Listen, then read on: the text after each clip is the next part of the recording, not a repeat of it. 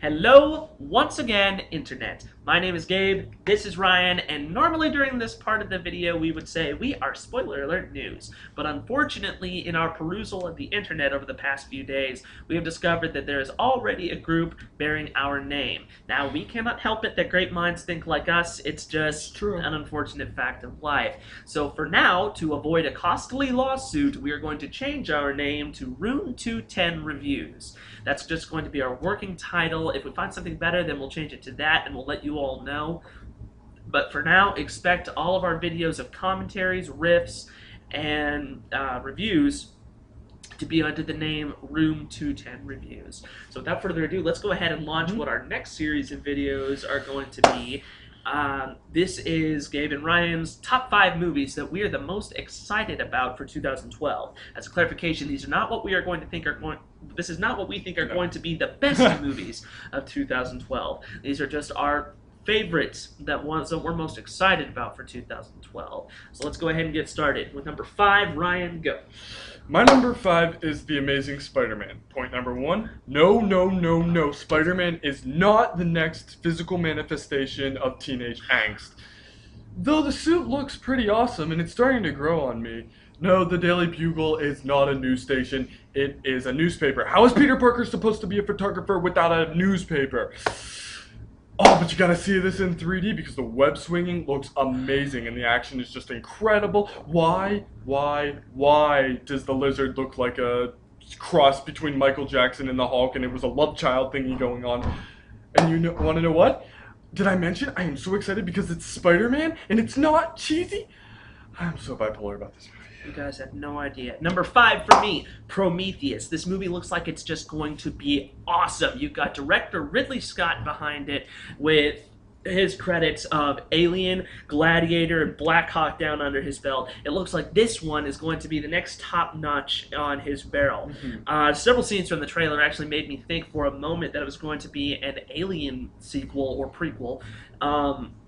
Because it just had that classic action movie feel to it, making me just really excited about how this movie is going to turn out. Number 4.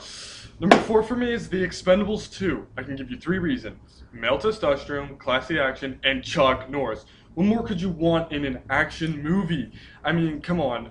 There are those other action stars, and I am curious to see how Liam Hemsworth does in a movie not involving teenage drama.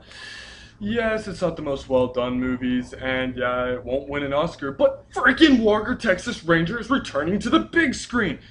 I will refrain from any Chuck Norris jokes. Number 4 for me is Iron Sky. This movie just looks fun. It's not a piece of high art in the same way that the artists or Hugo are, and it knows that. And with that knowledge, it can allow itself to take liberties with the absurdity of what it's presenting.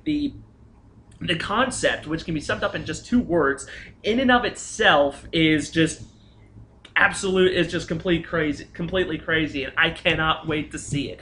So sit back, relax, throw your history textbooks out the window, and get ready for a movie about space Nazis. Number 3.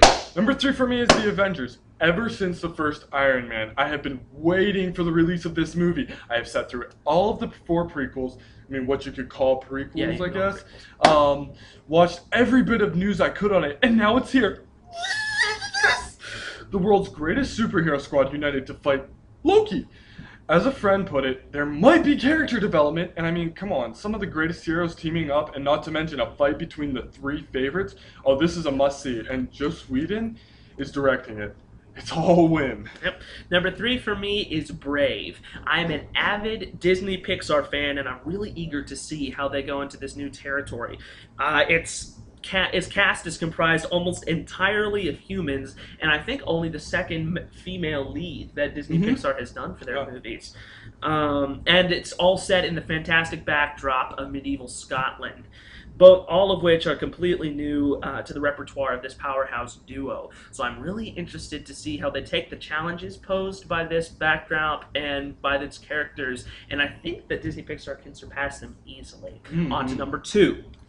Number 2 for me is The Raven. What do you get when you add Edgar Allan Poe, Castle, and Sherlock Holmes? The Raven. This looks like the first horror mystery movie that I'm actually excited for, especially with James McTeague, the director for V for Vendetta and assistant director on Star Wars Episode 2, as well as the Matrix trilogy. Not to mention that it feels like Sherlock Holmes mystery, which I'm pretty sure inspired 75% of this movie. Fast-paced action and a murderer who uses Poe's writing to kill. It is a psychopathic nonsense by the world's greatest horror poet at its best. I can't wait to see how they portray him, and he may be a psycho, but he's a brilliant psycho. Number 2 for me is The Dark Knight Rises. I've been waiting for this supposed conclusion to Christopher Nolan's reinvention of the Caped Crusader since Batman Begins. I fell in love with Heath Ledger's portrayal of the Joker almost instantly, and Tom Hardy has been growing on me ever since I saw him in Inception and The Warrior, so I'm really interested to see how his portrayal of Bane goes through. And now finally, we get to number 1. My number 1 is The Dark Knight Rises. Liam Neeson is returning? Frick yeah! I cannot wait to see him save his daughter with broken glass bottles and... Oh wait, that's that other movie. Now being serious, I can't wait to see how this turns out. After Batman was pretty much ostracized from Gotham, and now they need him, big twist there. I can't wait to see how this one ends. And plus, Heinz Field gets destroyed! I mean, darn. That's sad. Bad Bane. My number 1 is The Hobbit. I love the book, and I was really excited to find out that Peter Jackson was coming back to direct it, along with Hugo Weaving and Ian McKellen, to make this prequel to the award-winning rendition of the trilogy. I was especially stoked to find out that Martin Freeman will be playing Bilbo opposite Benedict Cumberbatch, both of whom are of Sherlock, BBC's Sherlock fame. Yes. With Benedict voicing Smaug, so I'm really interested to see how that plays out. Hopefully this piece will be on par with, or even surpass, its predecessors.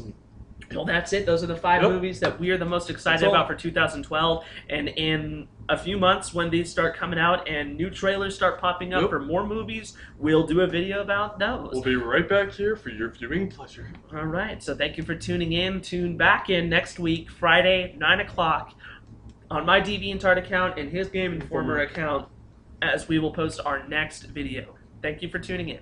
Goodbye.